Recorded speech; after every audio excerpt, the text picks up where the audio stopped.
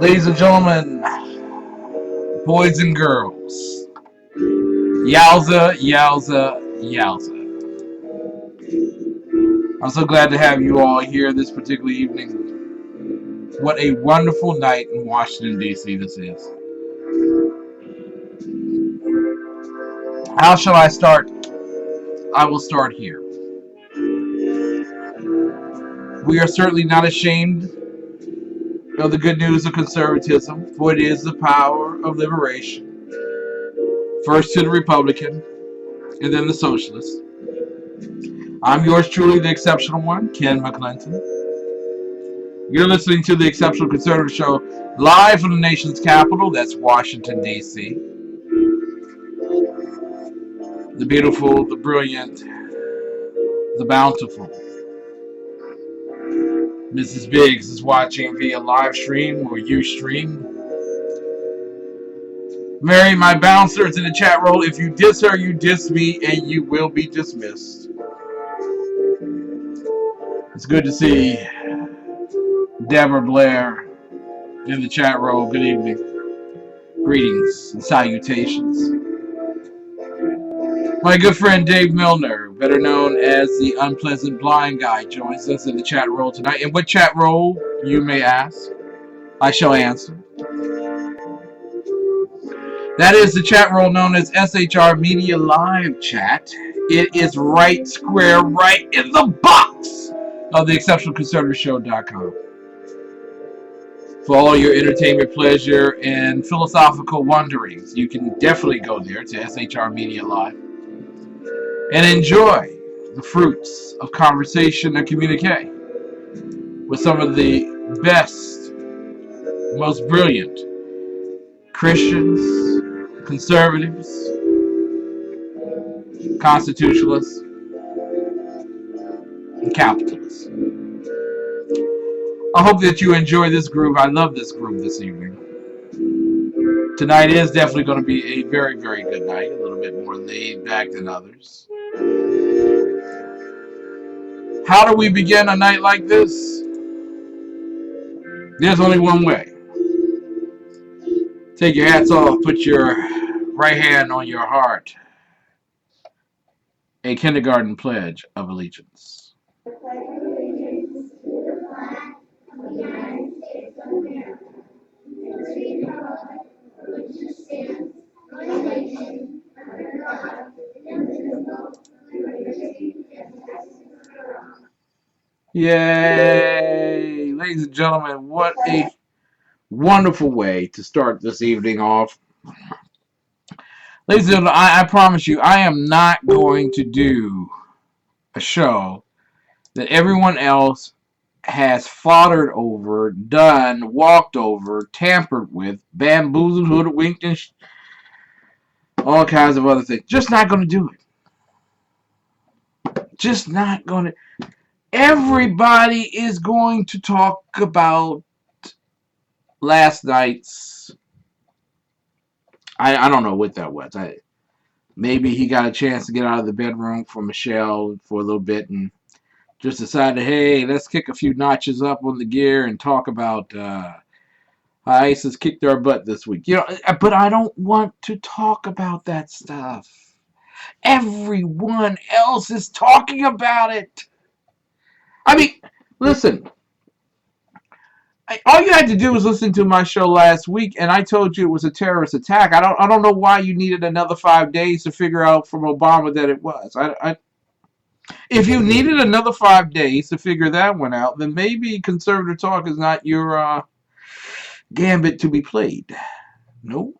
Maybe you might want to josh your way on over to MSNBC and kind of sit back and relax and listen to the Mad Cow tell you all about the stuff that's going on in the world. You'll be very comfortable. It's okay. I believe in comfortability. I mean, the only two ways you're going to get out of here, you might as well be comfortable in one of those two ways. So, ladies and gentlemen, I want to expand your mind. So you're going to have 2 hours of the exceptional one tonight. You are. Lonnie Poindexter traveling in from California, IA. Oh my God. Took a late night, you know, because not only is he handsome, but he's cheap.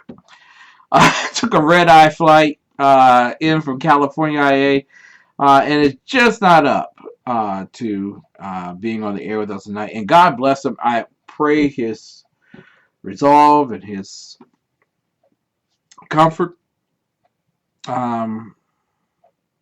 But certainly, we're not going to talk with Lonnie tonight. So you're going to have 2 hours of the exceptional one. I know. Some of you all might choose the Redskins Dallas Cowboy game. Don't worry. I won't hold fault against you as long as you leave for the purposes of rooting for the Redskins. You know, I understand. It's what I do, and I do best. Line chasers winging in. Thank you, Dave. Hey, even line chasers get tired from running down those lines. That's right. You're absolutely right. And he is tired this particular evening. I want to do something that other people aren't doing. I mean, I was on Conservative Commando show on Friday at 3 p.m. last Friday, and I was fired up. I didn't need no TV set to fire me up. All I knew is that Barack Hussein Obama could not tell me the difference between a gang-style attack as Commander-in-Chief. Now, he has a lot more experience as Commander-in-Chief than I've ever had. But he couldn't tell me the difference. And he grew up in, well, at least grew up around. I don't know about growing up, but he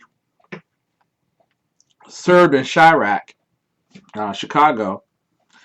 And quite frankly, there are enough gangs in the nurseries of hospitals in Chicago. You don't even have to go outside the hospital. It's just that your baby's born into a gang. Got a little turf war thing going, you know, a little bandana. But he couldn't tell the difference between a gang-style attack and terrorist attack. And now we're finding out that there's like $28,000 that's been Western Unioned to the killers. And they received it.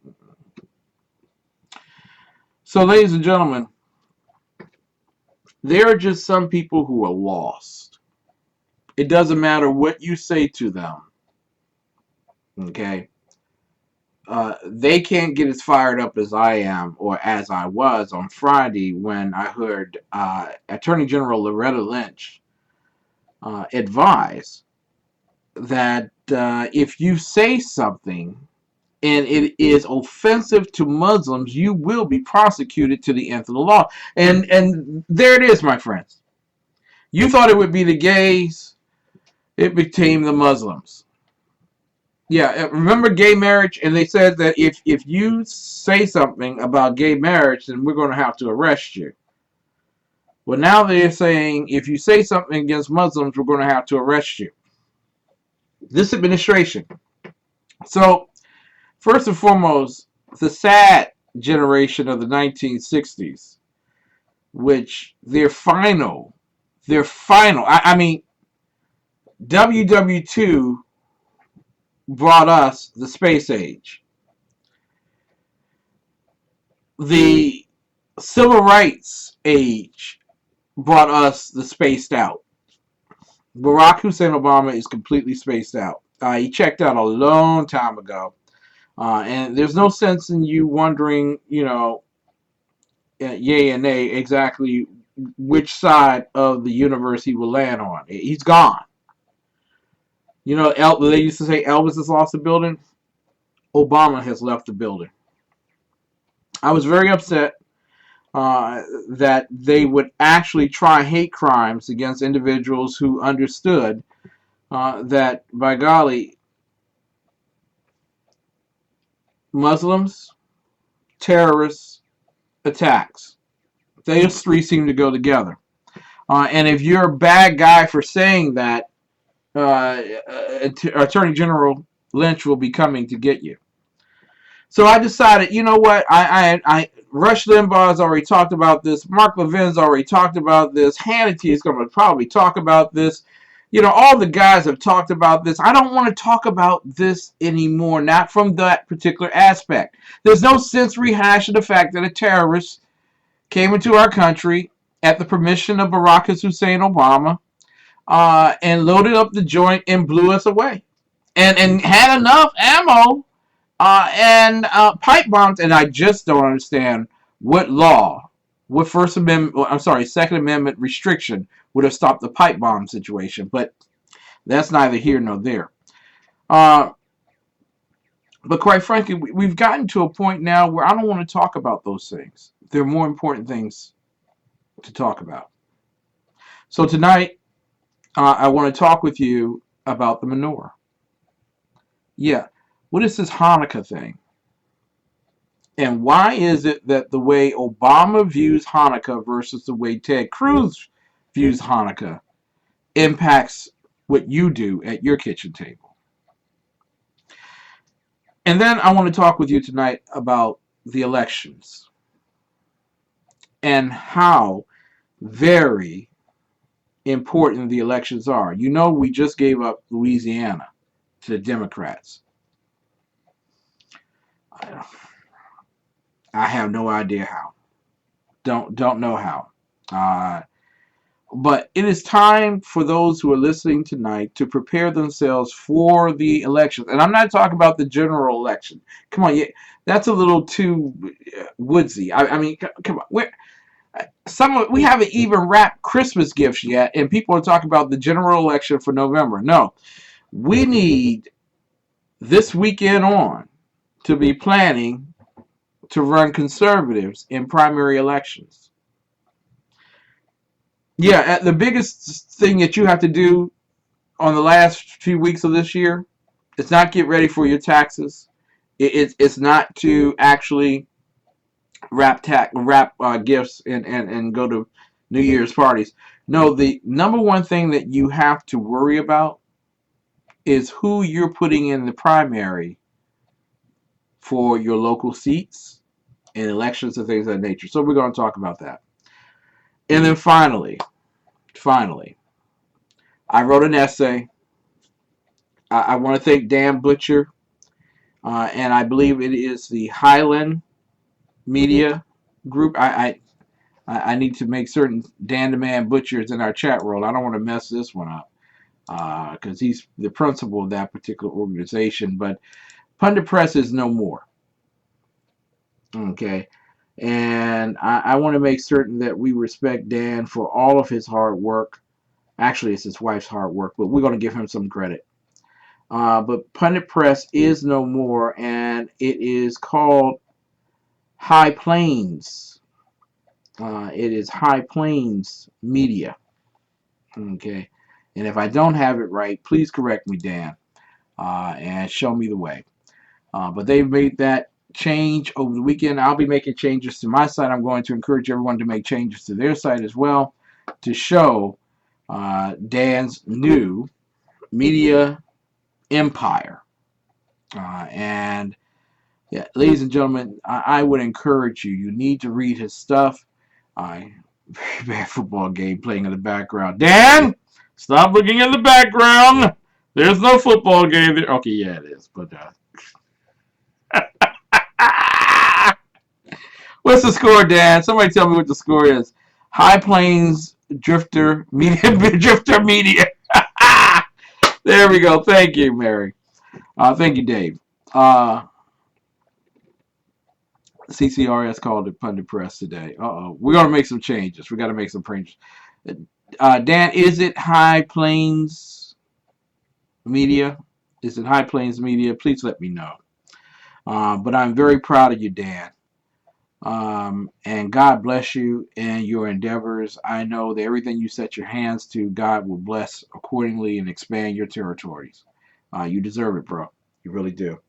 When we come back, I want to talk with you about the menorah and how the way you see the menorah, your worldview, impacts everything about the election. You're listening tonight to the Exceptional Conservative Show live from the nation's capital. We'll be right back.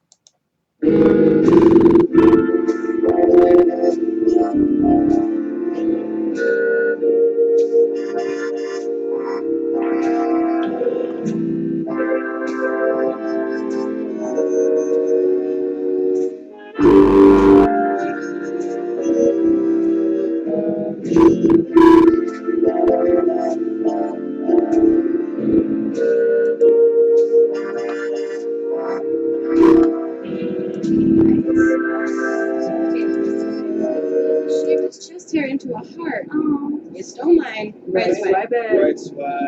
Right swipe. It sounds like my sister. It does. But I know she's not.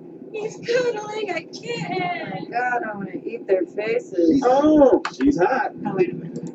Oh. That's a lollipop. Oh, that is not a lollipop. Left swipe. Left swipe.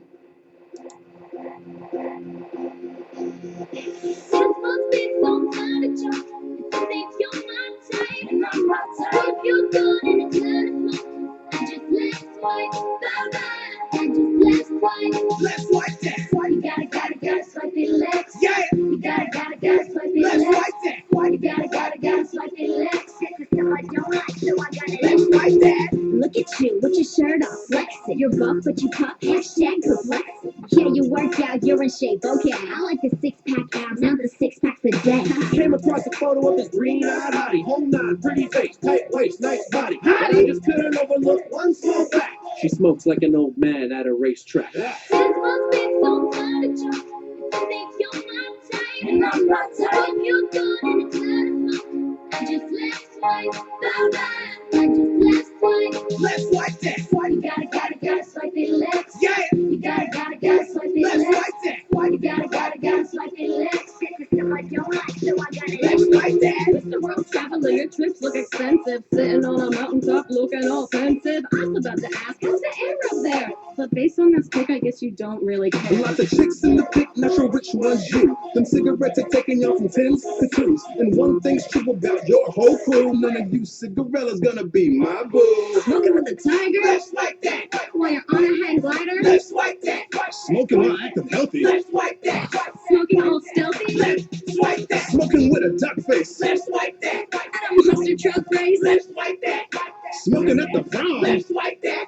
Even in a photo bomb. He don't care. Let's swipe that. You gotta swipe it left. Yeah. You gotta swipe it Let's left. swipe that. You gotta swipe it left. This is stuff I don't like, so I gotta Let's swipe that. You gotta swipe it left. Yeah. Hashtag. I'll never remember you. Ladies and gentlemen, this is also in somber remembrance of Pearl Harbor.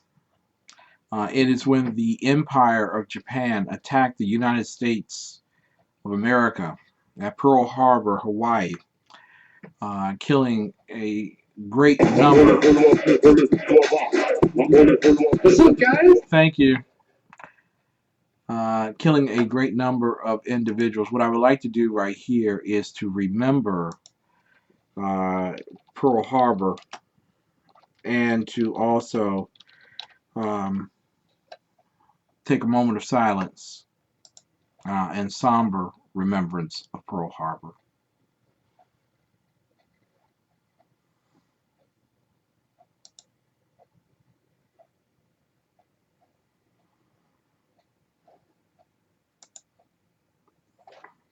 And it is coming up. Forgive me. You could be fast, then the fastest. In fact, what I'm going to do,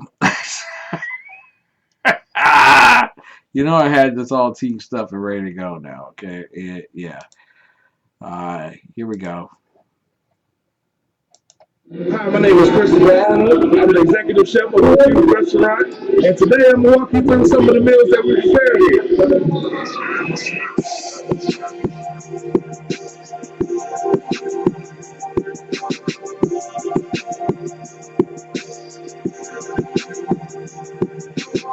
So we're making a pizza. We use French Italian sausage that is cooked here and sliced up. Our pizza dough is an in-house made. Our pizza sauce is in-house made. So everything is fresh and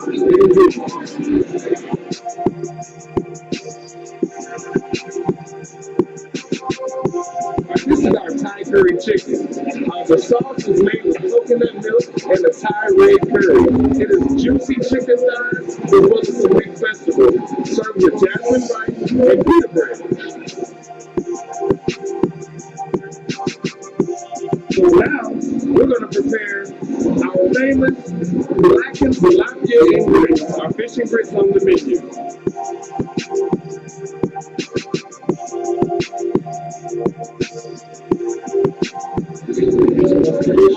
And our meal will be complete.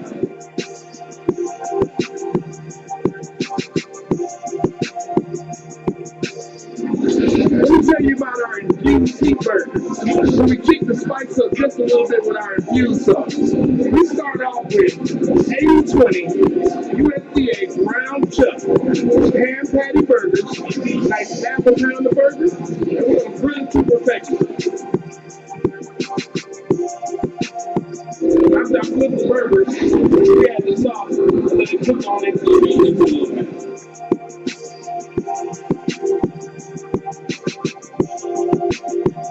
We're going to add a little bit of pepper jack cheese to this burger, spice it up a bit.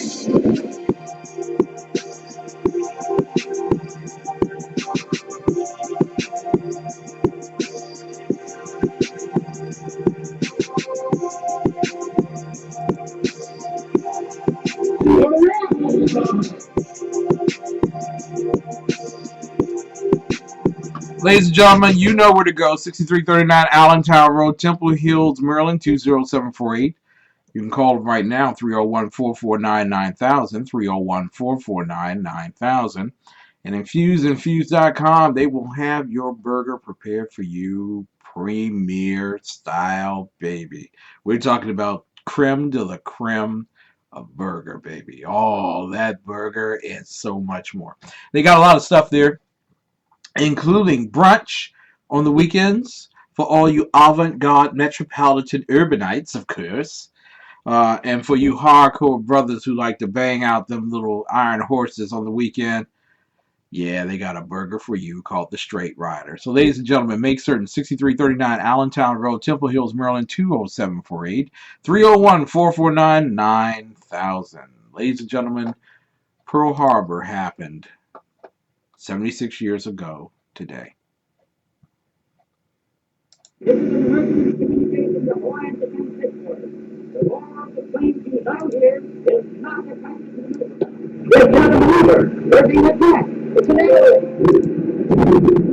Japanese attack on Pearl Harbor on December the 7th, 1941, here dramatically shot by Japanese film crews for propaganda purposes, not only crippled America's Pacific Fleet, it changed the course of history. Just the day before the raid, President Roosevelt had personally appealed to Emperor Hirohito not to drag their two countries into war. But it was too late. Japan had formed a secret pact with Germany to attack the Allied forces in Europe and in the Far East. America at that stage was neutral, but generally sympathetic to the Allied cause. This was an attempt to destroy American military power in the Pacific before she could strike back.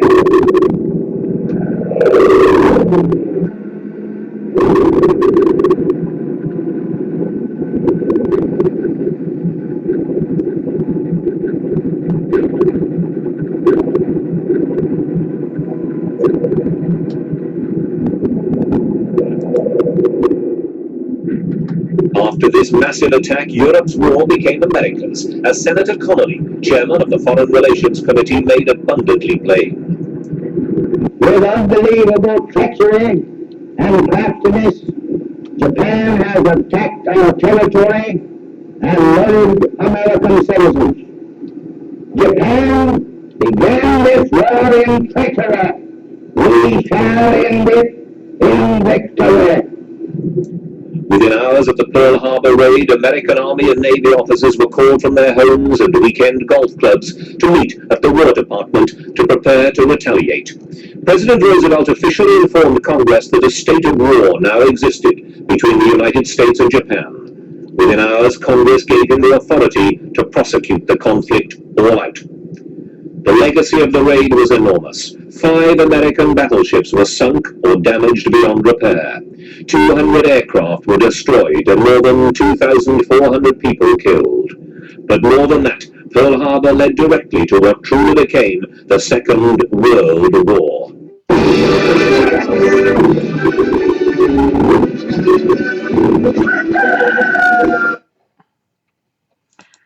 Ladies and gentlemen, taps.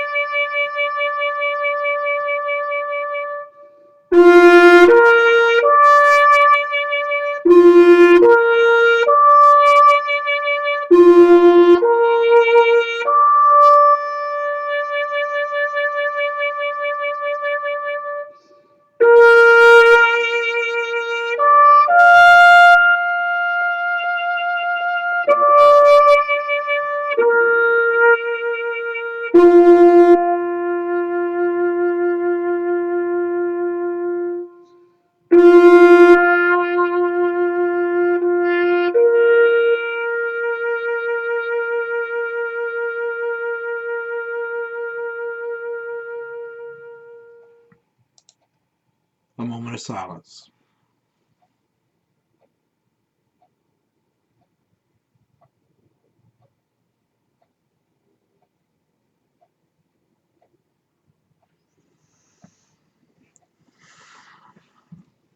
Pearl Harbor, and correct me, I said 76 years ago, it's actually 74 years ago. But nonetheless, our men and women, during that particular terroristic attack, did not wait for someone to do an investigation. They did not threaten that the First Amendment would be assaulted, nor the Second Amendment thwarted. Men and women, some who were cooks, became infantry and gunnies. Some that were janitors became medics. And some great men and women we lost that day. President Franklin Delano Roosevelt said that that day would live in infamy. Yet, some 60 years later, there would be a terrorist attack on the United States again. And it brought down the Twin Towers.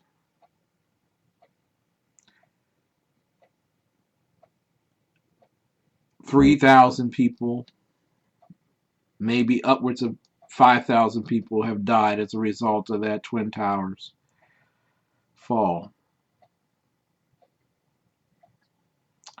There was a president who recognized immediately that we were at war. He cared about the children that were in his presence. He did not want to alarm them, nor put fear in them. And he was doomly criticized by those on the left because he didn't show a sense of immediacy and urgency. He got up. He got on Air Force One and stood up in the air, well, actually flew in the air for many, many hours as the city of Washington was in duress.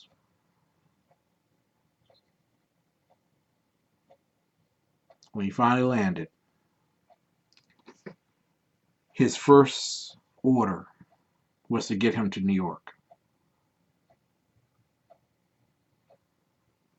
And there on top of the rubbish, there on top of all of the broken steel,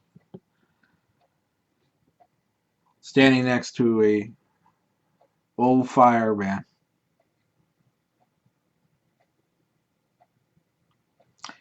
he made this promise. He said that they would hear from us very soon.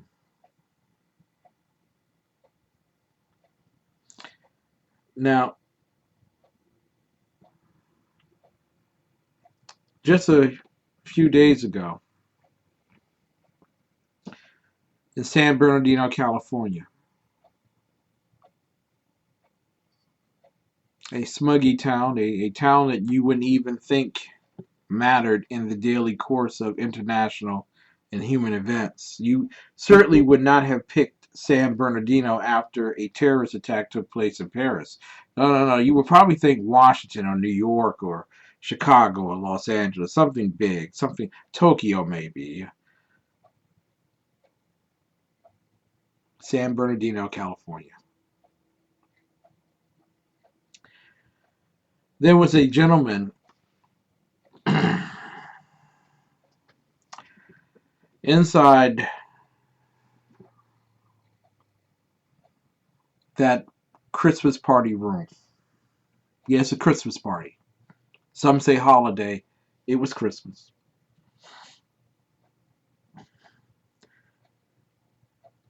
And when Farouk and his cohort began firing away, the gentleman dropped a young woman to the ground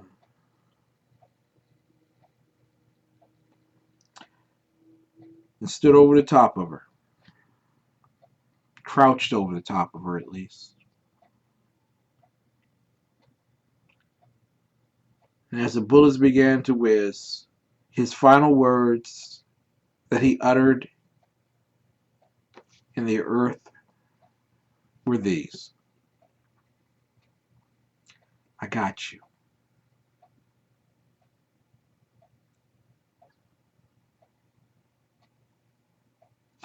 You see, back in 1941, the men and women of Washington and Los Angeles and Austin and Seattle, and you can go on and on. But we remember the Arizona. We remember it dropping to the Pacific. We remember the scores of dead men floating upon the waters. We remembered. And we would not give in to the terrorists. We would not give in until we had defeated the empire of Japan. And I want you to understand something.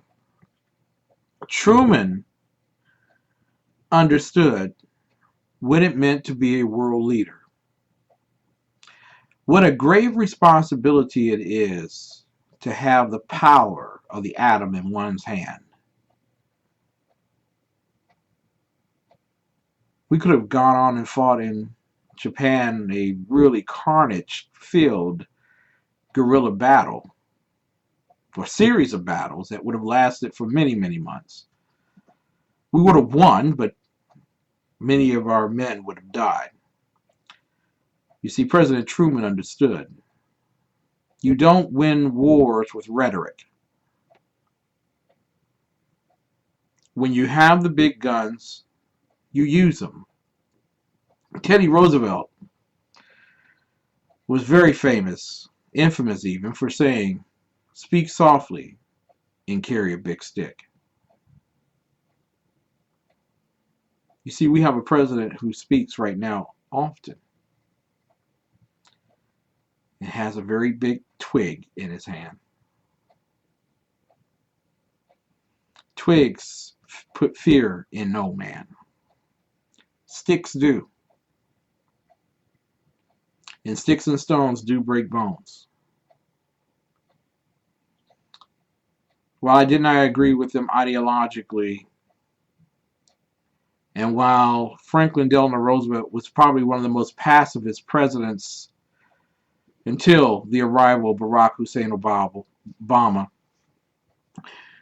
Harry Truman understood that there was only one way to crucify his enemy, to eradicate the need for war, and to bring his enemy to its knees.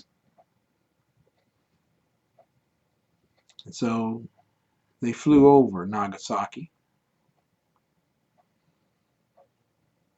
and they released the bomb. A couple of days later, they did the very same thing in another city in Japan, and the next thing you know, war's over.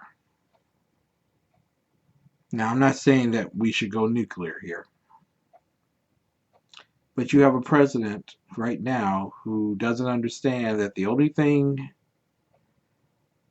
that savages understand are sticks and stones, not words,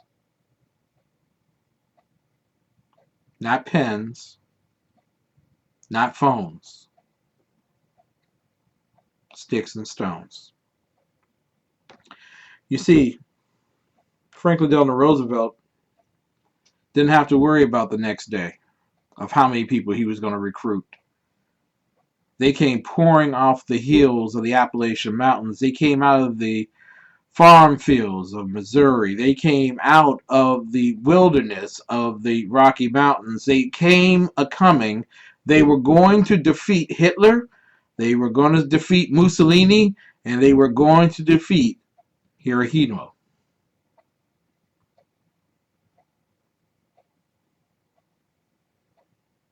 George W. Bush did not worry about the number of recruits he would get the day after the Twin Towers fell.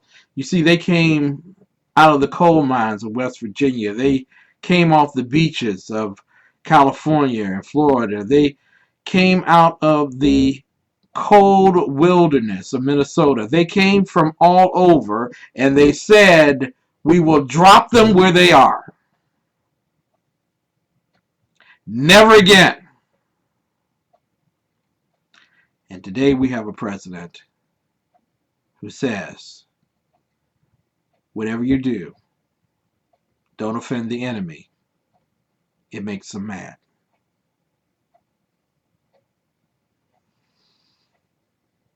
They're not coming out of the hills anymore. They're not coming off the shores. They're not coming out of the coal mines or the wilderness. They're not coming out of the deserts. They're not coming out of the bars. In fact, many people have begun to get to the point where they are practicing arming themselves and protecting their own. What happened? What happened when they played taps on December 7th, 1941? What happened when they played taps on September 11th, 2001? What happened? We became Americans.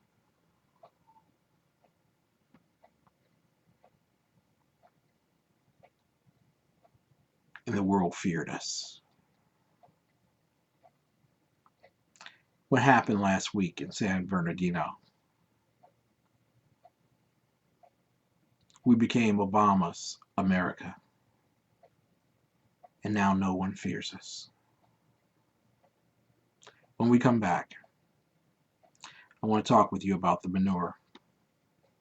You're listening to the Exceptional Conservative Show live from the nation's capital.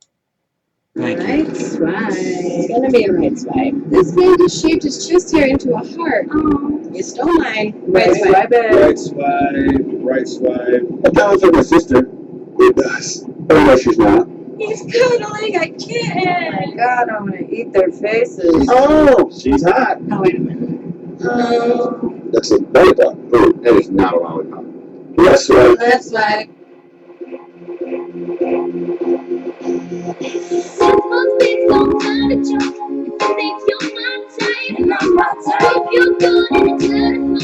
I just left swipe, bye bye. I just left swipe. Let's swipe that. Swipe, you gotta swipe it left. Yeah. You gotta swipe it Let's left. swipe that. Swipe, you gotta swipe it left. This is stuff I don't like, so I gotta Let's swipe that.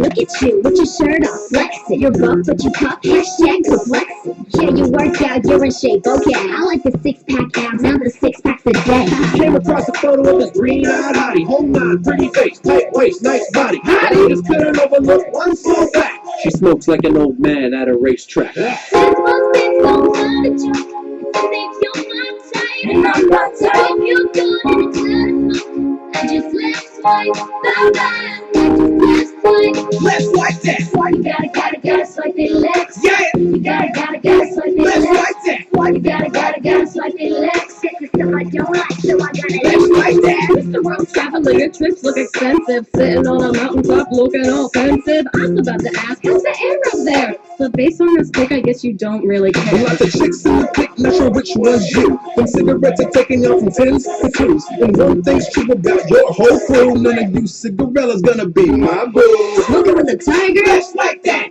While you're on a hang glider? Let's like that. Smoking while acting healthy. Let's like that. Smoking all stealthy? Let's like that. Smoking with a duck face. Let's like that. I don't trust your truck race. Let's like that. Smoking at the prom. Let's like that. Even in a photo bomb? He don't care. Let's like that. Swipe, you gotta swipe it left. Yeah. You gotta swipe it Let's left. like that. Swipe, you gotta swipe it left. Get the stuff I don't like, so I gotta Let's like that. You gotta swipe it left. Yeah. Hashtag. I'll never remember you. Ladies and gentlemen, I want you to remember something. I want you to really remember something. It's called Stockings for Soldiers, Delaware Incorporated. Stockings for Soldiers, Delaware Incorporated was founded to help improve the morale and welfare of members of the armed forces of the United States of America deployed in harm's way. They accomplished their mission by sewing holiday stockings and filling them with special items for the troops. Many of the stockings that are sent are for a specific person with their name on the stocking. Now, you're probably asking yourself, why is that so important? Well, for many troops, our gift is all they receive for the holidays. Listen, they're trying to send a touch of home as well as a personal message of support to remind our troops that we appreciate all they do for us and to let them know that they have not been forgotten over the holidays. We depend on the generosity of others to help us to accomplish our vital mission. Stockings for Soldiers, Delaware Incorporated is a 501c3 nonprofit organization. As such, your donation, and I do mean do, your donations are deductible to the extent allowed by law. Please consult your tax professional for more information. If you would like to make a donation, and you still can, it's never too late. All of that money that comes in is used for mailing and shipping of these particular great gifts. If you'd like to make a donation to the community project, please send your check to Stockings for Soldiers, Delaware Incorporated. Stockings for Soldiers, Delaware Incorporated, 1911 Folk Road, that's F-O-U-L-K Road, Wilmington, Delaware, 19810. The soldiers and Stockings for Soldiers, Delaware say thank you. Ladies and gentlemen, tonight I want to get into a subject matter that is often glazed over in our communities and should not be. Okay, the story of Hanukkah, of the Maccabees fighting back against the tyrannical Greeks, is both fascinating and at once inspiring. And I'm going to tell you right now, whether you are Ted Cruz or Barack Obama, you can see this particular story in the way that you take it. However, your deciphering it may tell us what your worldview is, and if your worldview is askew, the hope of Israel has been lost. I think when someone stands before the world and claims that ISIL is the name of ISIS, meaning the vaunt, meaning the degradation and destruction of Israel, you can profoundly understand that a worldview can put you in quite an inordinate, dangerously shifting place. King Antiochus 167 BC. In 167 BCE, during the period of Greek Seleucid rule, coexistence with the Jewish state of Judea came to an abrupt halt. In an attempt to destroy the Jewish religion, King Antiochus IV issued orders requiring all Jews to desecrate the Sabbath and holy days by sacrificing pigs, engaging in pagan practices, and refraining from circumcision. This was met with violent opposition and eventually an insurrection by Mattathias. He was the leader of the priestly Hasmonean line, whose descendants were also called the Maccabees. After 3 years, his son, Judas Maccabeus, succeeded in regaining control of Jerusalem, purifying the temple, and renewing the Jewish rites within it. Finally, the Jewish state in Judea became independent for the first time since the destruction of the first temple. The Hasmoneans first assumed control of the state, then took the office of high priest. Eventually they would be kings as well. The Hasmonean dynasty ruled for 100 years, enlarging their territories well beyond the borders of Judah. It was internal strife and power struggles which finally brought this dynasty to an end. These conflicts hastened the arrival of the Roman army led by Pompey in 63 BCE. There you have it. In 160, A short understanding of what took place, the expansion of power, and the assault on the First Amendment, I would say. Remember now, for those students of the Bible, you understand that the first law that God wanted Moses to institute once they left Egypt was that they were to worship him, and that they were to set aside a Sabbath day. And I'm speaking of the Hebrews, which later became known as the Jews, thanks to the Babylonians, which we will call latter-day Persians, which we will now call Iranians. And quite frankly, the principle here is that God wants worship more than anything.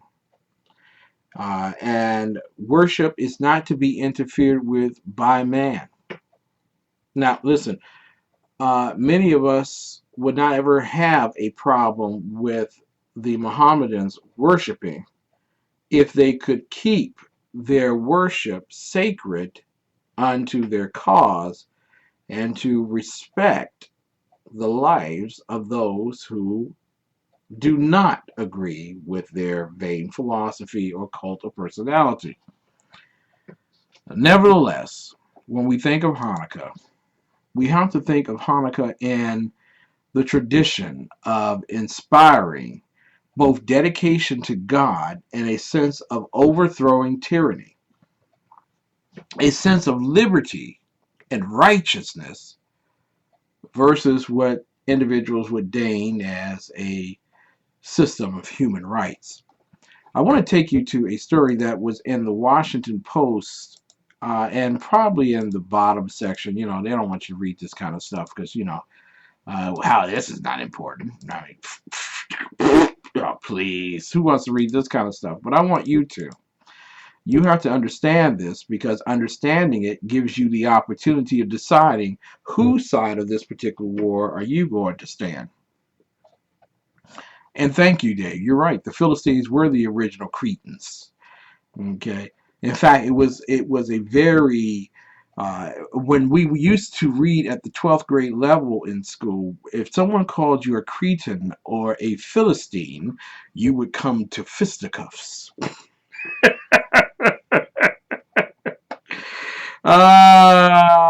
Yeah, that's the modern day word for something else.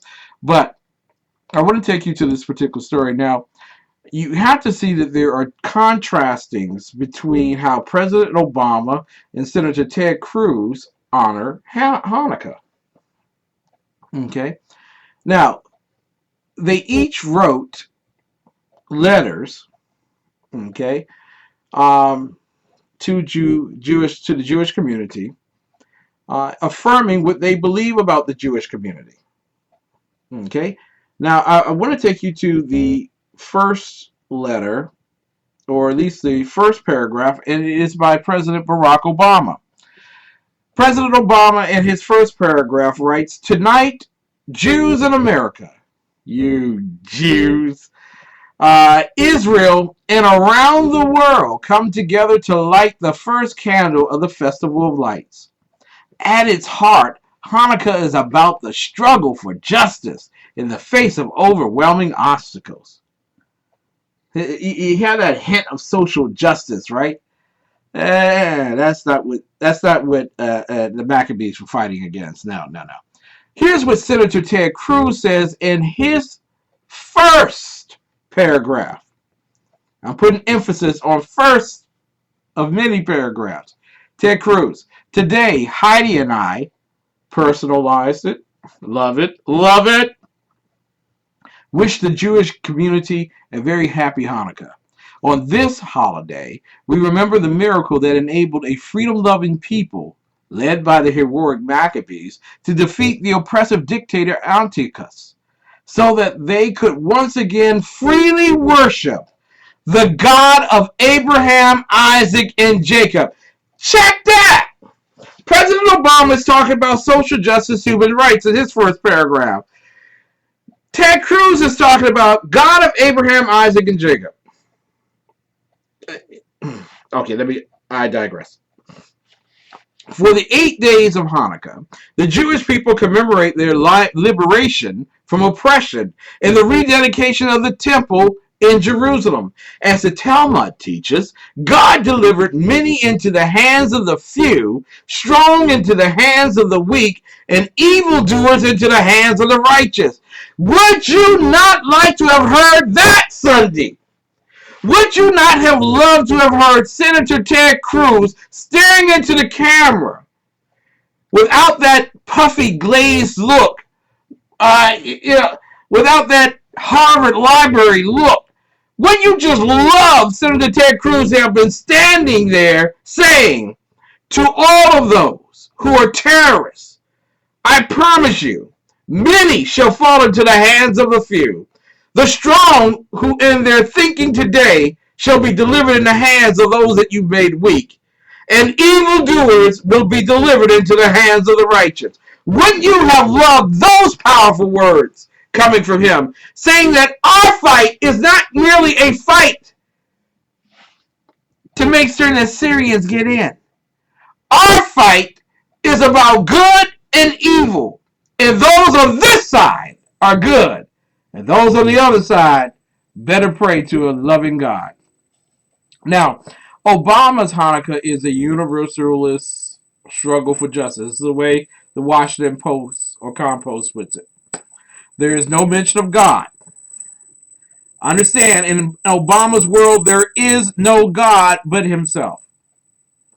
Cruz's Hanukkah refers back not only to God, but to the Jewish people and the reasons for the war. Worship in spirit and truth with freedom and liberty that we fight for in the First Amendment, and to rid ourselves of oppressive dictators. Now, here's the second part. Here's the second part for Obama. And I know we're coming to a close. We're going to go into the second half, and thank you all so much for listening. Here we go. Obama, it's a chance to reflect on the triumph of liberty over tyranny, the rejection of persecution, and on the miracles that can happen even in our darkest hour. It renews our commitment as Americans, as people who live by faith and conscience. Conscience. That's a United Nations thing. To lead the way and act as unyielding advocates for the fundamental dignity of every human being. Human rights is all he's thinking about. Cruz says in his second paragraph, today, the Jewish people, together with freedom-loving people around the world, once again find their religious faith and liberty under attack from radical forces of oppression and intolerance. Whether it is the BDS movement or college campuses, anti-Semitic attacks in Europe, or radical Islamic terror in Israel and around the world, we need modern-day Maccabees to stand together and push back against the forces of evil. As a nation founded by a people seeking religious liberty, America stands with the Jewish people, both at home and abroad, in protecting the light of faith and liberty. That's his second. Ted Cruz, my endorsement. Now, notice what I'm about to say here. Here's the third part. Here's the third part. They are concluding statements that follow, and I'll talk about those in the second half here. But here's the third part. Obama says, during these 8 days, let us be inspired by the light that can overcome darkness. As we recall the Maccabee struggle to free a people from oppression, let us rededicate ourselves to being the engine of the miracles we seek. May the self-preservation, self-production, self-creation. That's all in the Obama thing. May the lights of the menorah brighten your home and warm your heart. And from my family to yours, Chag Sabakik.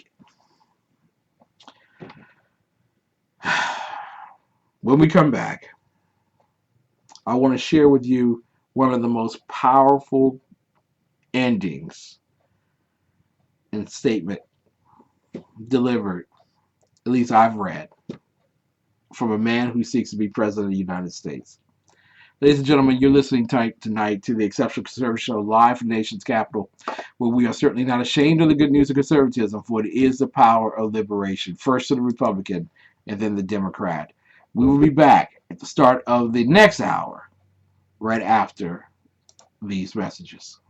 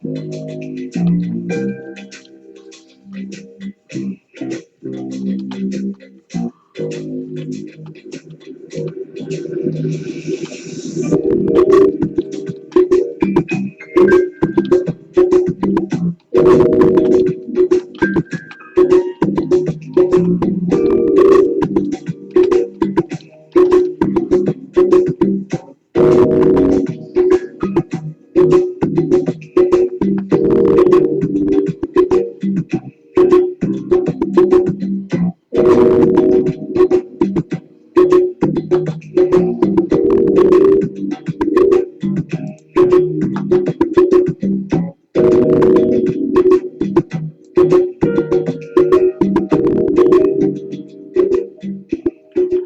and gentlemen, you know what time of the day it is. It is the time of the day where we go down the stretch and we're ready to fire off a great one. Ladies and gentlemen, you're listening to the Exceptional Conservative Show live from the nation's capital.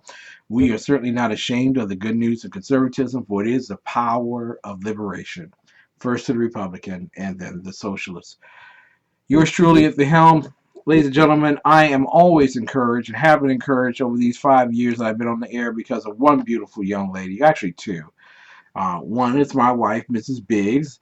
If you diss her, you diss me, you will be dismissed. But you can't do that because she's in the chat. She's not in the chat room. She's actually at USTREAM and live stream. But my favorite bouncer in all of the world, the only bouncer, in fact, in all of the world, is Mary Brockman. Now, if you diss her and diss me, you will definitely be dismissed from the chat roll. I want to thank also Deborah Blair. Thank you so much for being in the chat roll tonight. She is slowly converting to conservatism, so give her a hand. I appreciate you. Love you. God bless you. Keep up the good work there. Hey, I'm proud of you. Proud of you. You're moving closer and closer to conservatism. You really are. And Dave Milner, my good friend, who is also the unpleasant blind guy. His great messages. We'll hear some of his messages later on this week on our program. Ladies and gentlemen, I don't know how other people start their shows and really don't give a darn. Did you all hear that Stacey Dash and Colonel Peters were thrown off of Fox News because they cursed? You can't come on my show and curse. I'll let you know that right up front. But I'm thinking to myself, first and foremost, I don't get a whole lot out of anything Stacey Dash has to say anyway. So if she cursed, that's probably been the biggest highlight of her ever being on Fox. But Colonel Peters, this man's fought in wars. Come on. He called President Barack Obama a pussy. And they threw him off. That's... Wow. Some of the things they said about George W. Bush it's a wonder. It's a wonder. Ladies and gentlemen, you know what we do every time we start this program, and there's no better way to do it. Take off your hats, put your hands over your right heart. Let's listen to the kids. Pledge of Allegiance. Allegiance to the flag of the United States of America, and to the republic for which it stands, one nation, under God, indivisible, with liberty and justice for all. All right, there we go, ladies and gentlemen. Let's get the ball rolling in the second half. Before we begin, let me just get this commercial out of the way. Here it is, because I think it's a very important one. Stockings for Soldiers Delaware Incorporated was founded to help improve the morale and welfare of members of the armed forces of the United States of America deployed in harm's way. They accomplished that mission by sewing holiday stockings and filling them with special items for the troops. Many of the stockings that we send are for a specific person. That means their name is on it. Can you imagine out there in the desert or in the rocks of Afghanistan, someone has the loving audacity to send you a special stocking with your name on it. Wow, that is heartwarming. I hear soldiers talk about the gifts they get and how grateful they are. So, ladies and gentlemen, they prepare the stockings for specific persons with their name on the stocking. For many troops, the gift is all they receive for the holidays. They're trying to send a touch of home as well as personal messages of support to remind our troops that we appreciate all they do for us and to let them know that they have not been forgotten over the holidays. Listen, we depend on the generosity of others to help us to accomplish our vital mission. At least Stockings for Soldiers Delaware Incorporated does, because it's a 501c3 nonprofit organization. As such, donations are tax deductible, at least up to the extent of the law. Please check with your tax professional for more information. If you would like to make a donation to our community project, please send your check to Stockings for Soldiers, Delaware Incorporated. 1911 Folk Road. That's F-O-U-L-K Road, Wilmington, Delaware, 19810. Ladies and gentlemen, coming back from that break.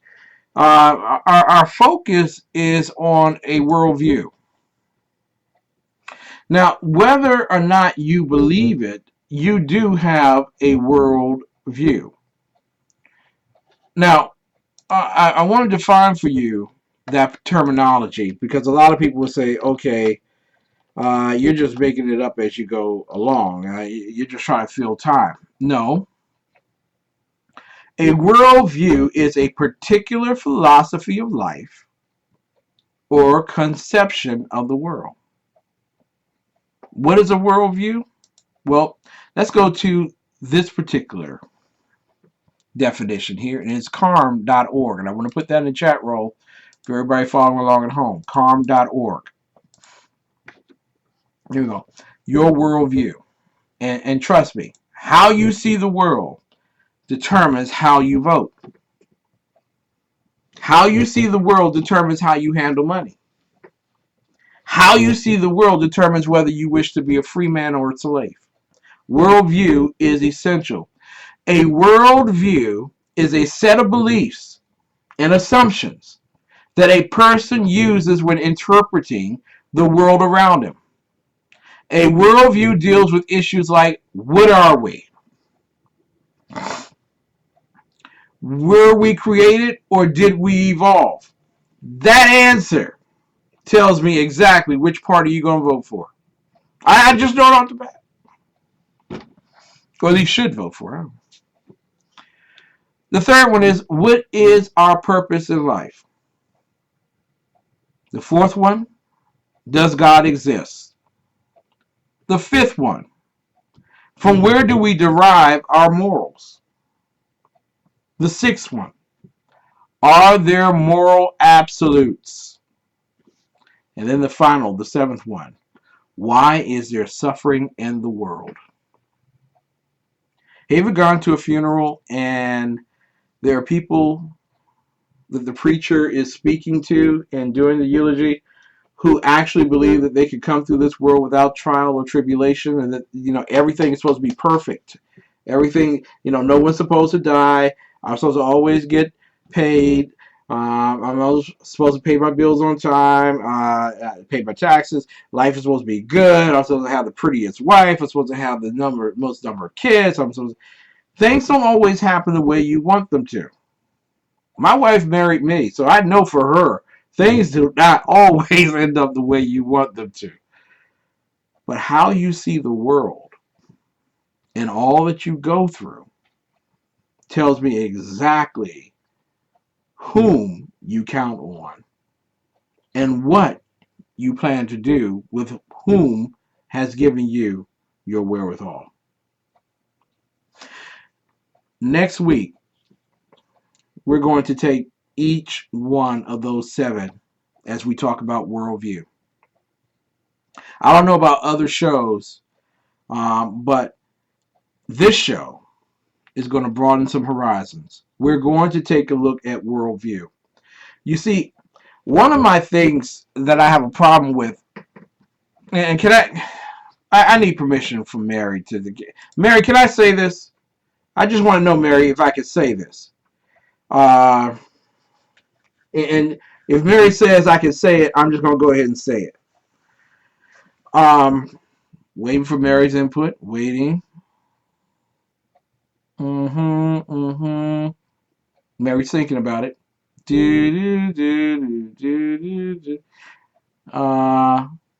I'm going to go for it.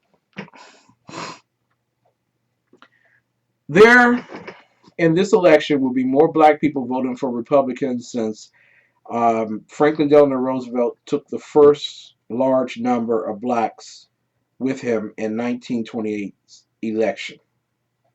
There's an estimation that about 25% of black people will be voting Republican. And they're not really voting for the party, they're voting for the popular person, which would be Donald Trump. Thank you, Mary. Ken, you can say anything you want. Thank you, Mary. So there are lots of black people who are now piling into the conservative movement who are not really conservative. I'm thank you, Dave. They got my back. They got my six.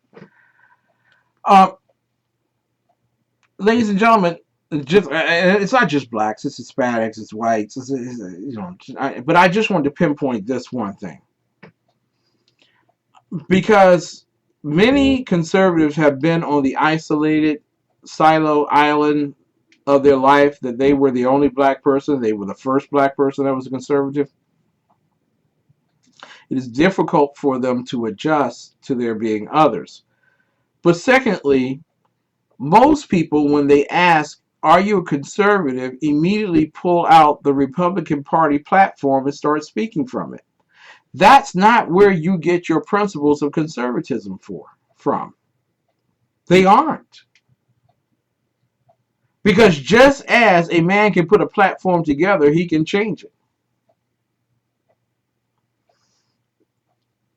You have to first educate people on what they really are, and then tell them in their ability to see a worldview, you must pick the best choice or options available to you. It is the way you see the world that will make it easier for you to vote a certain way. You can't just tell people, vote Republican and life will be good. No, because you got some scummy, crummy Republicans. Anyone ever see John Boehner? How about McConnell? How about McCain? There's some guys that I would never consider conservative, and people would say, "Yeah, that's a conservative. I'm a conservative like him." No, you're not. No, you're not. So, ladies and gentlemen, we need to see a worldview. We need to understand our worldview, and so we're going to take those 7 principles next week, starting Monday through Thursday, and then we're going to pick up the next Monday through Wednesday, and we're going to take all 3 of those questions, and then we're going to apply current events to all 7 of those particular questions over those particular 7 days. We need to educate. If we're going to win elections, I'm not rooting for Ted Cruz because he's the sexiest man alive. But we turn these things into popularity contests, and when we fall out of love with the popular, when we no longer like the familiar, when we no longer appreciate the person for what he did for me for that particular moment in history, then we have forgotten the foundation upon which we stand and are supposed to support.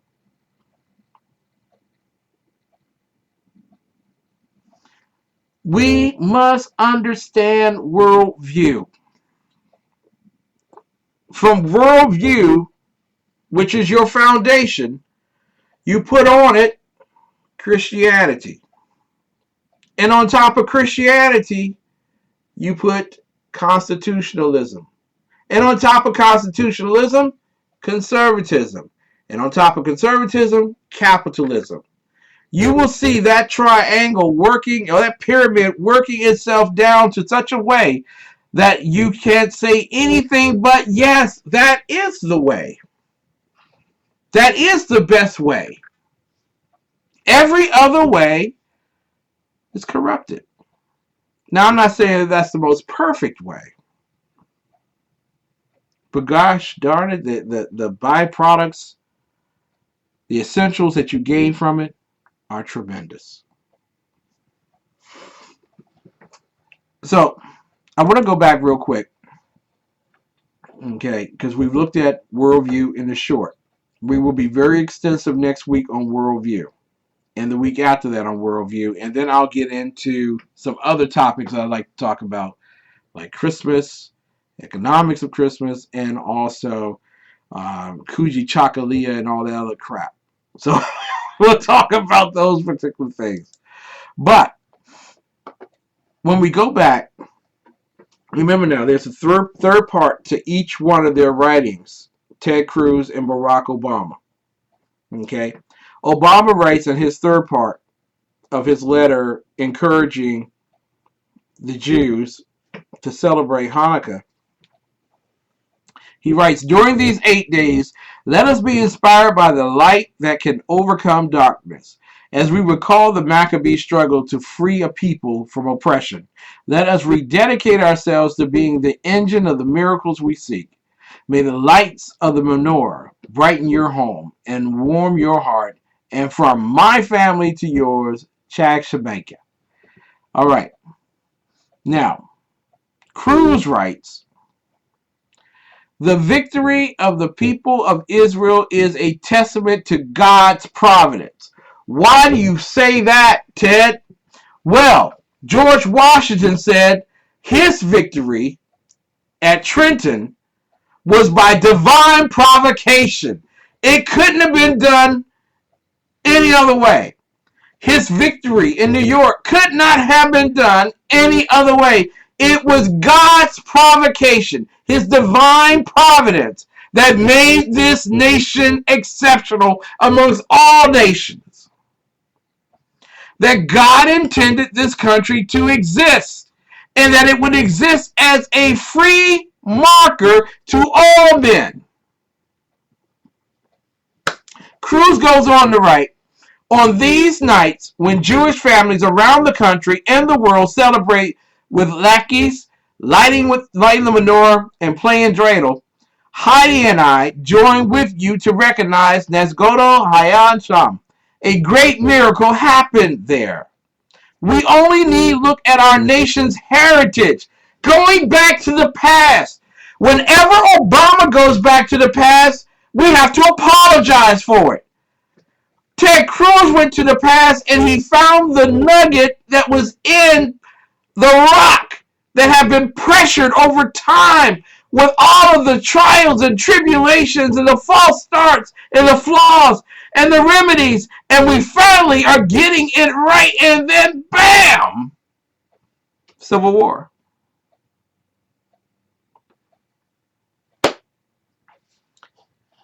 He says, we need look at our nation's heritage to know that great miracles have happened here too.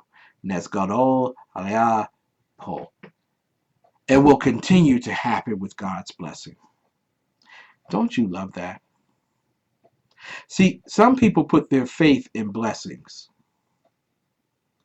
Some people put their faith in the continuance of happenings. Glory be to the man who puts his faith in God, that no matter what the style, the circumstance, or the fashion of the hour, no matter what the material, possession, or spiritual attribute, God is with me always, even until the end. Cruz goes on to write, he says, we are grateful for the divine tradition, and we give thanks for the blessings of liberty. Happy Hanukkah. Now, here are some conclusions. And you just tell me if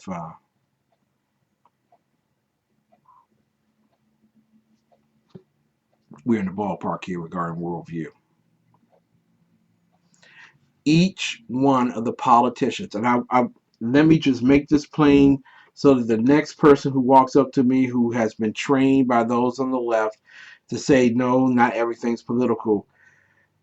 Everything you do, you say, and you think, everything is political. I know when I say that to people, they become offended and they're like, no, I can't. Not everything is political. Why you gotta always bring up politics? Because everything is. Let's get you the definition of what politics is real quick. You're listening to the Exceptional Conservative Show live from the nation's capital. I'm the Exceptional One, Kim McClinton. We are certainly not ashamed of the good news of conservatism, for it is the power of liberation, first the Republican and then the socialist. Here's politics definition. Here it is. The activities associated with the governance of a country or other area, especially the debate or conflict among individuals or parties having or hoping to achieve power. When it says country or other area, it means your house. It means your church. It means your school. It means your family. It means those things. Politics occurs everywhere, because politics is built on governance. And Isaiah 9:6 speaks to the fact that the government shall be on whose shoulders? The Lord Jesus Christ. So everything is political, and the world's foundation or your worldview should be settled on the shoulders of Christ.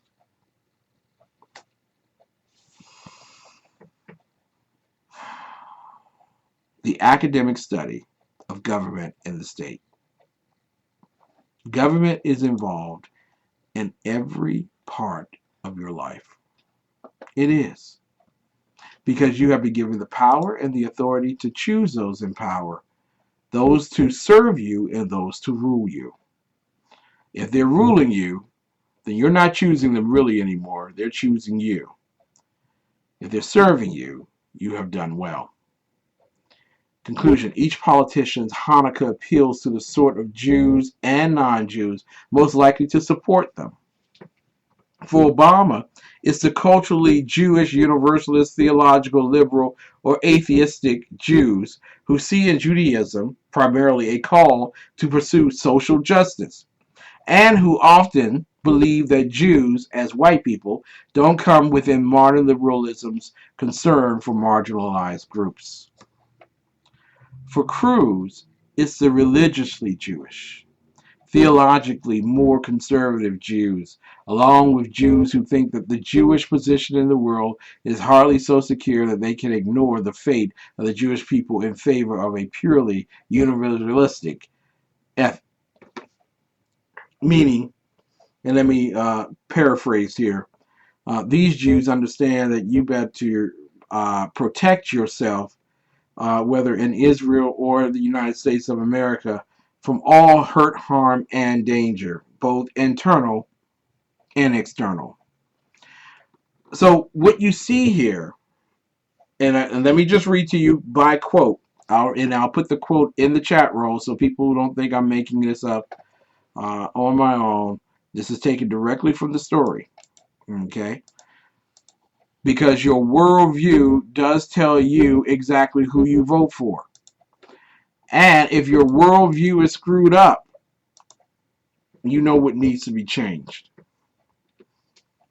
I think it may also tell us a lot about the emerging worldviews of liberal Democratic and conservative Republican more generally. Ladies and gentlemen, don't tell me that surveying 445 people satisfies the desire of knowing who leads in the Republican primary or who leads in the Democrat primary. The worldview of the individual who is near you, with you, by you, and apart from you.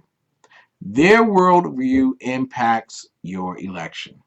When we come back, I want to talk about election dates in the United States of America. And by golly, ladies and gentlemen, you need to be finding some of the most conservative people that you can to put into as many positions as you can, because the road ahead is a tough ore. We'll be back with more of the best at Urban Conservative Talk.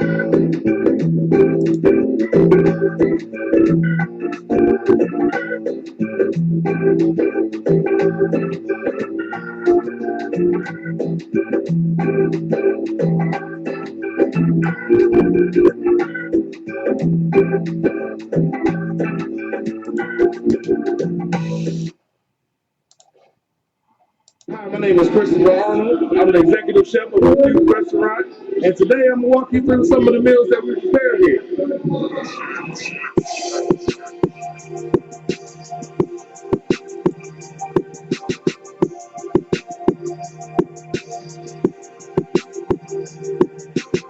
Now we're making a pizza. We use French Italian sausage that they cook here to spice it up. Our pizza dough is in-house made. Our pizza sauce is in-house made. So everything is fresh and good.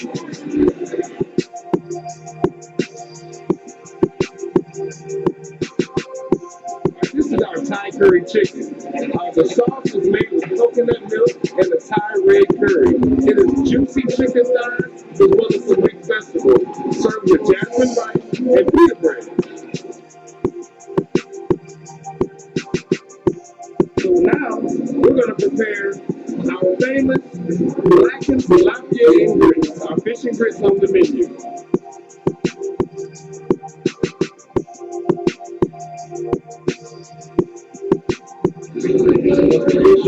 And our meal will be complete.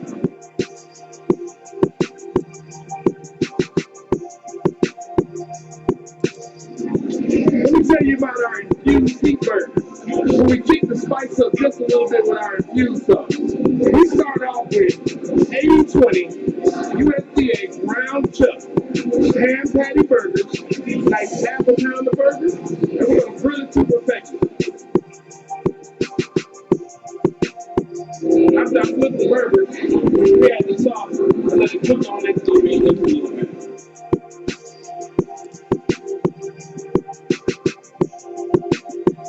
We're gonna add a little bit of pepper jack cheese to this burger, spice it up a bit.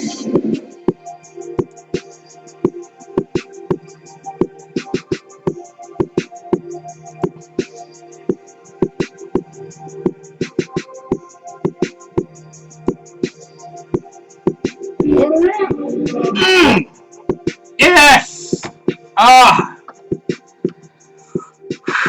Oh, yeah. 6339 Allentown Road, Temple Hills, Maryland, 20748. Their telephone number, 301-449-9000. Whose telephone number? Infuse. Infuse.com. Ladies and gentlemen, before we go to the last commercial of the night, and we get into the article that I wrote today, and I appreciate actually Dan the Man Butcher, who makes certain to put my writings in the. I'm not gonna make. I'm not gonna make it. I can see it. I'm going down. I'm going down. It's the name of the media group now. He's changed it, and okay. But I need to know the media group. Hill Val is it Hill Plains? Hilly Plains? It's something like that.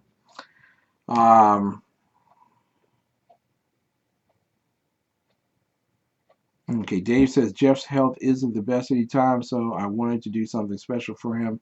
Just hoping the shipping doesn't cost a mint. And what is that shipping for? Is that okay? We'll find out. We'll find out.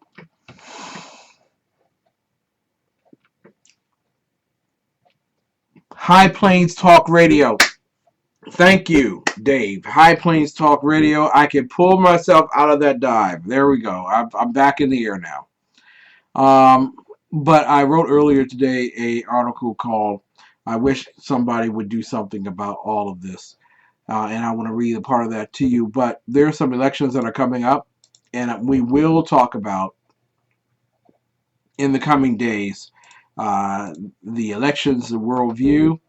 Getting those things right will make a complete and total difference for all of us. But the elections that are coming up, there are some primaries that are already set for. Let's see, let me get that real quick. For this month and next month, election 2016 is what we're looking at. Okay. I know everyone's looking at the presidential elections, but there are a lot more elections. And let me just tell you all right now, I'm going to go through the November and the January ones, and then we will pick up tomorrow on some of the others. But there is a filing deadline.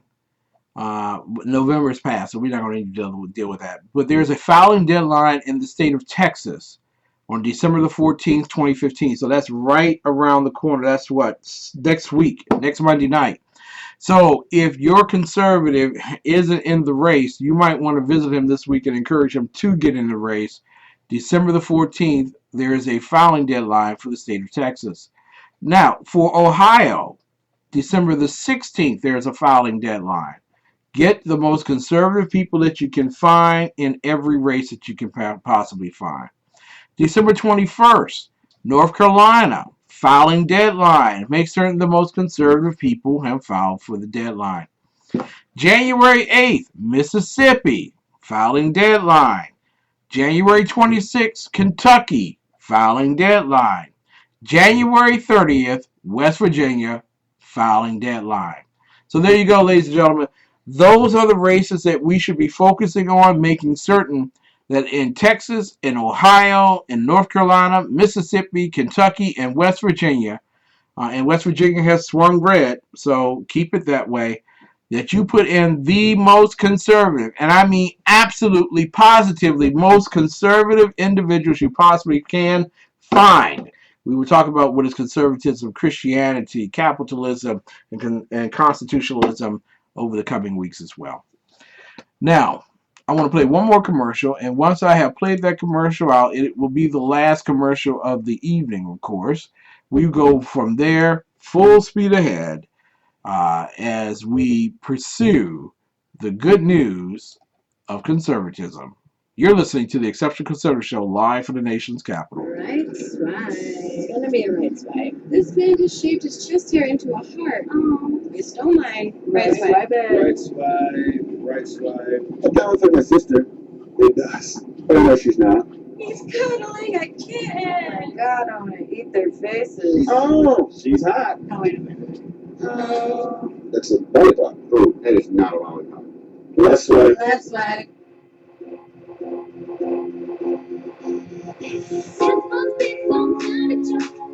Think you're my type, and I'm not type. Hope you're good in a telephone. I just left swipe, bye bye. I just left swipe. Let's swipe that. Why you gotta swipe it left? Yeah. You gotta swipe it Let's left. swipe that. Why you gotta swipe it left? Check the stuff I don't like, so I gotta Let's swipe that. look at you with your shirt off, flexing. You're buff, but you puff, hashtag go flexing. Yeah, you worked out, you're in shape, okay. I like the six-pack abs, not the six-packs a day. Came across a photo of this green-eyed hottie. Whole nine, pretty face, tight waist, nice body. But I just couldn't overlook one small fact. She smokes like an old man at a racetrack. This must be some kind of joke. I think you're my type, and I'm not type. Hope you're good in a telephone. I just left swipe, bye bye. I just left swipe. Let's swipe that. Why you gotta swipe it left? Yeah. You gotta swipe it Let's left. swipe that. Why you gotta swipe it left? Check the stuff I don't like, so I gotta Let's swipe that. Mr. World Traveler, your trips look expensive. Sitting on a mountaintop looking all offensive. I was about to ask, how's the air up there? But based on this pic, I guess you don't really care. Lots of chicks in the pic, not sure which one's you. Them cigarettes are taking y'all from 10s to 2s. And one thing's true about your whole crew, none of you cigarella's gonna be my boo. Smoking with the tiger? Let's swipe that. While you're on a hang glider? Let's swipe that. Smoking while acting healthy. Let's swipe that. Smoking all stealthy? Let's swipe that. Smoking with a duck face. Let's swipe that. At a monster truck race? Let's swipe that. Smoking at the prom. Let's swipe that. Even in a photo bomb? He don't care. Let's swipe that. Why you gotta swipe it left? Yeah. You gotta swipe it Let's left. swipe that. Why you gotta swipe it left? Check the stuff I don't like, so I gotta Let's swipe that. You gotta swipe it left. Yeah. Hashtag. I'll never remember you.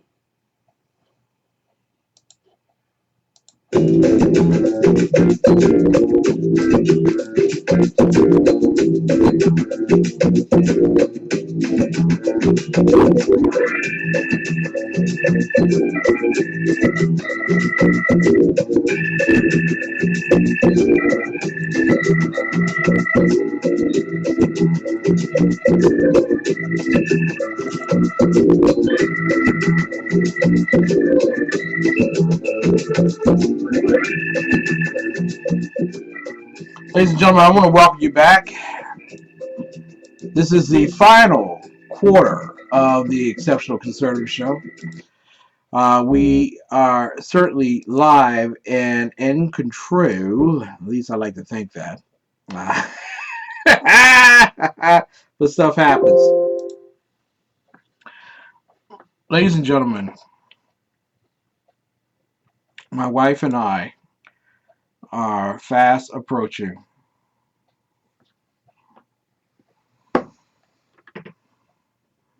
the Christmas holidays. And this will be the first one without Shanice. We happened to go over the weekend to an event that was hosted by the Metropolitan Police Department's Victim Services Unit, and also co-hosted by Murder Mistaken Incorporated. I was moved by what I saw there, and I put it to pen to paper, and I wanted to share it with you tonight. I encourage you to go to Voice of Liberty and read it for yourself. My blog is so hard to read. I am so sorry, Mary, but I feel you. I understand what you're saying. Monday, December 7th, 2015. I wish somebody would do something about all of this.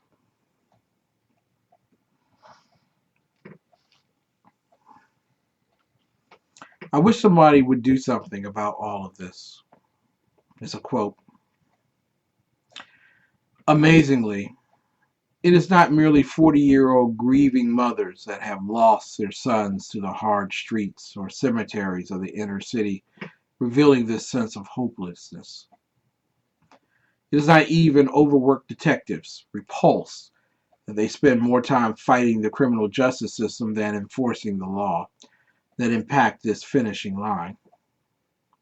Unhappily, I hear this expression from politicians, ministers, financiers, and many other neighborhood insiders, leaders. Powerful men and women of access and influence seem so weak and in such great despair, when arise the topic of comforting the families of victims of homicide, missing persons, and exploitation cases. Men and women that have access to the greatest resources for serving the poor and needy seem dim of expression and display the most quizzical looks upon their faces.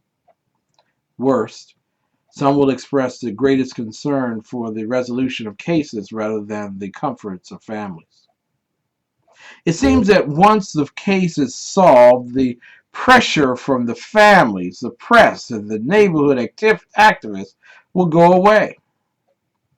Every leader wants the noise to go away. The less noise, the easier it is for everyone to close the virtual drapes on the families that still grieve. I wish somebody would do something about all of this. On Saturday, December the 5th, 2015, the Metropolitan Police Department Victim Assistance Unit hosted the 8th annual Tree of Remembrance of Homicide Victims. MPD members assist crime victims by providing them with information about their rights and available programs and services that can help them cope with physical injury, emotional trauma, and economic loss.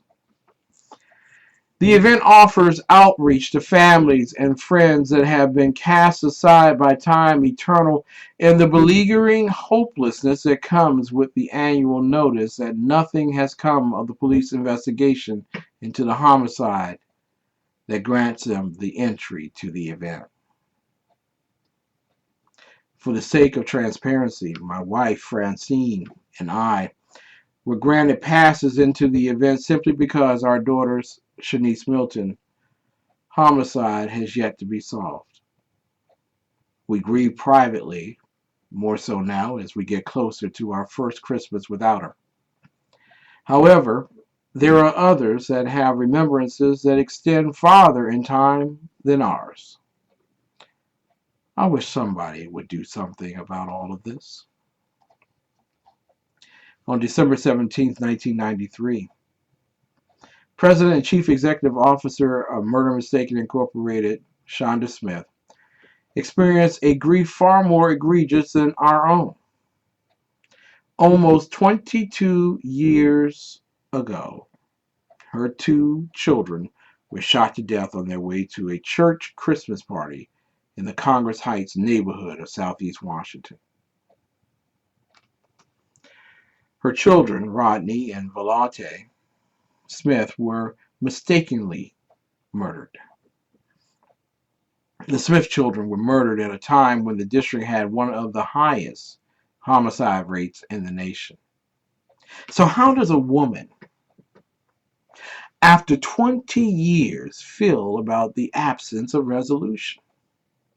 Bitter? Listen to what she writes. On this day, Mother Shonda, today is your 20th anniversary, and I am so glad God gets the victory. Amen. I look back and never once did I see myself 20 years later. I have been blessed again to sponsor a Christmas party for our other children here in DC who have lost a love so precious to them, whether it was their mom or dad, sister or brother. I miss your smiles and laughter.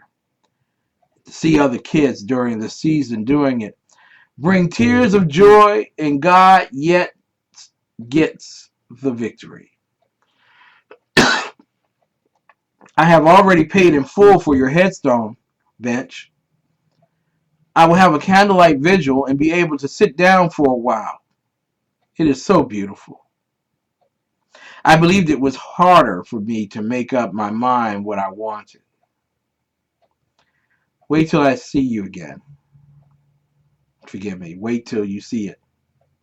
Only a mother's love could make this happen. Oh yeah.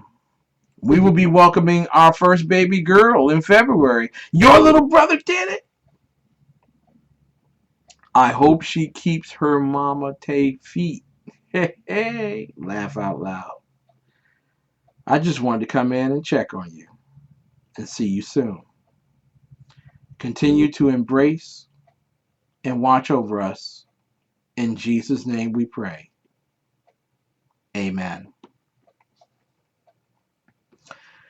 Like my wife and I, Mrs. Smith did not internalize her heartache as seems the acceptable social and criminal justice norm. In my loss, I realized that out of this tragedy, I could be a solution to the problem by giving back to our kids who have lost a loved one to the heinous crime which plagues our communities. While there were many tears and dark days, she will remember them and all fallen soldiers to senseless deaths here in DC forever. She created a tool to gift those that have lost their greatest loves. On Saturday, December 19th, 2015, from 2 to 6 p.m. at the Youth Services Center, Old Receiving Home, 1000 Mount Olivet Road, Northeast, Washington, D.C., 2002, she will host the Murder Mistaken annual Christmas party for children.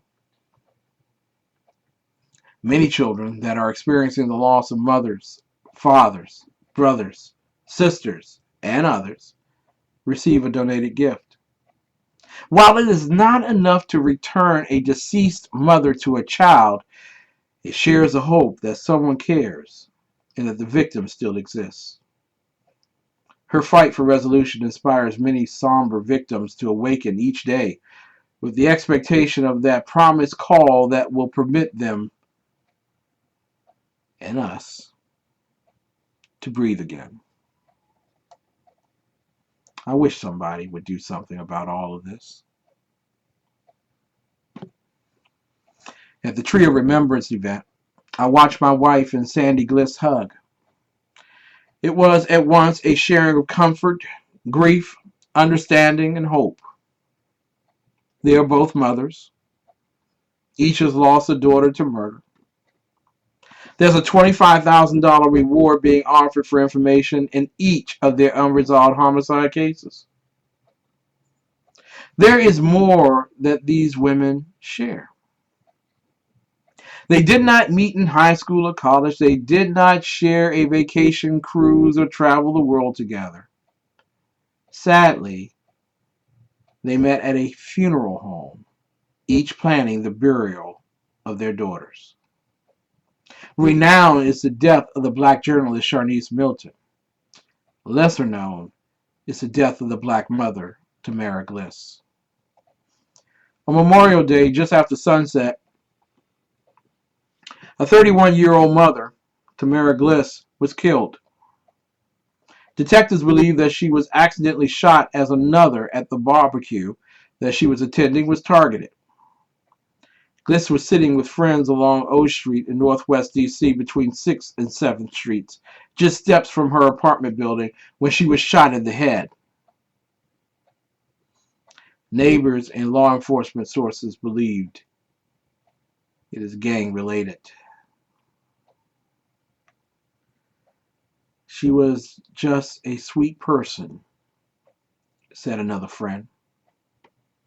She was Tamara. She was a loving, caring person, and I love her. Devontae, her son, grieves still. A great student, a very respectable character, the young man struggles with why he must hold a candle within a Christmas bulb emblazoned with his mother's name upon it rather than holding her this Christmas season.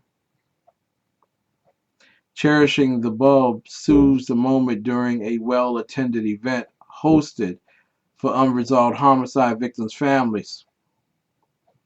However, it is as cold as the grave when there is not an answer for who killed my mama. What hope is there when the killer has been brazenly spotted enjoying the fruits of the same neighborhood while the victim's family hides in fear? If a 9-year-old can be mistakenly targeted for death in Chicago by retaliating gang members, then what comfort has the family concerning Devontae's safety? Sharnice's death and homicide investigation have received international notoriety. It has led to the creation of the Open Heart Closed Case campaign. Our hope is that the donation of time and effort promised by 75 of the world's top private investigators through the Komen International Agency will shine a light on the Tamara Gliss case. It is why both mothers' departing hugs shone more brightly than the candle and the bulbs that each held. I wish somebody would do something about all of this. Tyra Fields' manager in the MPD Victim Specialist Unit did well in reaching out to those that have lost loved ones in violent crimes throughout the District of Columbia. The Tree of Remembrance brought many out of the shadows of grief and ignorance and gave a sense of confidence that tomorrow may be better. However, the stark revelation of the event is the absence of those that seek the spotlight of travesty and tragedy when such occurs. As dim a setting, glaring were the missing politicians that have promises of social working their way through homicide crises. The mayor's budget increases the Investigative Services Bureau, ISB, works with the community to solve crimes, helps bring offenders to justice, supports the recovery of victims, and protects witnesses by $18 million in 2016. However, the increase will be spent on youth investigations. While it is great standby for people to say that youth are killing persons, the latest DC homicide epidemic reveals that adults in gangs are more likely the killers and targets. Hence, with over 4,000 unresolved homicide cases since 1993, the mayor and city council might wish to announce a larger ISB budget increase that allows for the hiring of more detectives and potential partnership agreements with private investigating firms. A city without a high homicide case closure rate lends credence to the power of criminal gangs and a sense of fear in the citizenry. The Office of Film, Television, and Entertainment, in spite of a $10 million 2016 budget transfer of the Office of Cable Television to its division, was absent. The same government that says no to a DC's most wanted crime show, I suppose, has little time to film the MPD reaching out to crime victims. Finally, when it is most bleak, where is the faith community? Having dinner in Fort Washington, Maryland on Sunday, my wife and I overheard a minister designing plans to start his own church. How great the building will look. All the people that it will seat. And the number of concerts that could be performed. Under great restraint, I wanted to tell the minister that his church was built at the Tree of Remembrance on Saturday. There were families that were poor in spirit and lacked apostles, prophets, evangelists, pastors or shepherds, and teachers. They lacked a choir to give them a song that could sing, that they could sing, when no one was present to inspire and encourage them. They lacked warriors that would continue to pray for them even when the event had passed. Where are the visitors that once brought Popeye's chicken to the homes of the victims' families to laugh with them and to remind them that there is a friend that is closer to them than a brother? I know. Your church is always open. Well, some of the victims know that. The building is there, but the people are absent from their lives. I wish somebody would do something about all of this.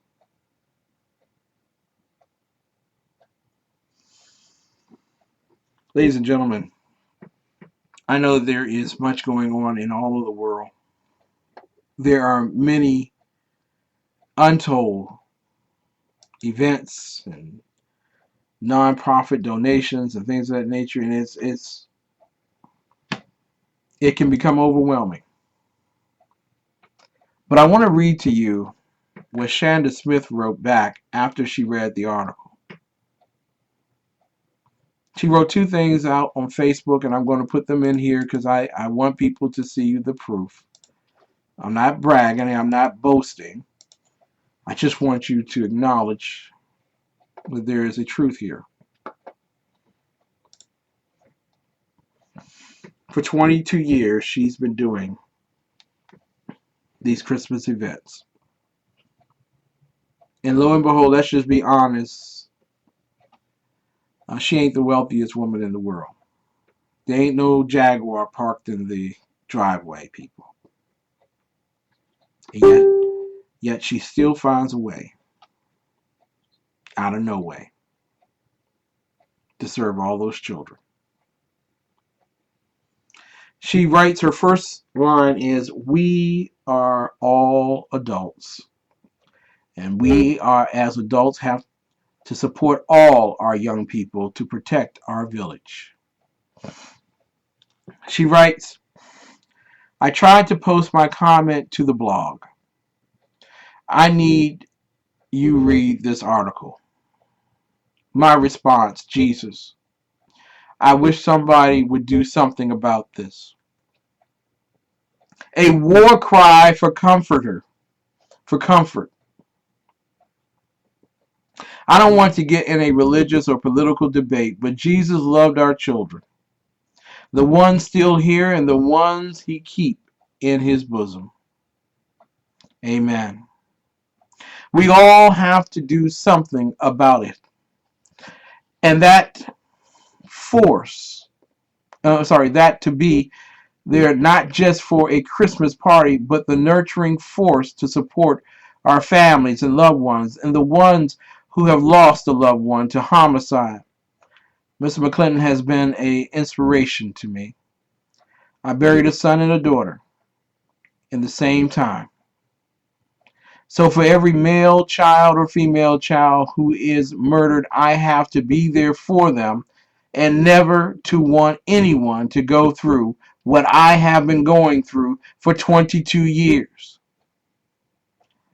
We have to love others unconditionally as God loves us unconditionally. No doubt about the homicide. Grief is a lifetime, but through our tears of sorrow, there's joy and laughter in the morning, for we remember our loved ones. Amen. I know some of you who listen to this show may not agree with everything that I say. I hope that you don't. I hope that it challenges you to do research and to study to show yourself approved. But at the end of the show, we all recognize that we're human. And just as the blood red crimson rose through our veins, the white tears fall from our eyes. Some of us are able to do it publicly, some of us only privately, but we still share that. You see, Shanda Smith, Alderman Jeffrey Boyd, Francine Milton, and myself. We don't want you to become a member of this alumni. But we do ask that you pray for the alumnus, that you pray for the children, that you pray for change in the hearts of the political leaders, the law enforcement leaders, the criminal justice system and its leadership, the city council, and the citizens of this country and the District of Columbia. You see, to be honest, our babies' killers still walk the earth. And often we are greeted by a criminal justice system that says that we gave you a check for the funeral. Now why don't you go away? Praying for the strength of Shanda Smith and for every mother whom I don't know, every father whom I don't know, sister and brother, cousin and thereof that I don't know, who shares this burden. May it be lifted off of all of us by the one we call Jesus Christ. Ladies and gentlemen, a gentleman told me once that I need to live bravely and never die a coward. I promise you I always will. We'll be back tomorrow night at 9 p.m. Eastern Time. I don't know what we'll talk about. God will lead me and guide me and all of that. But as for now, we're about to say goodbye. Remember always, God blessed America. Now it's time for America to bless God. Good night from Washington, D.C.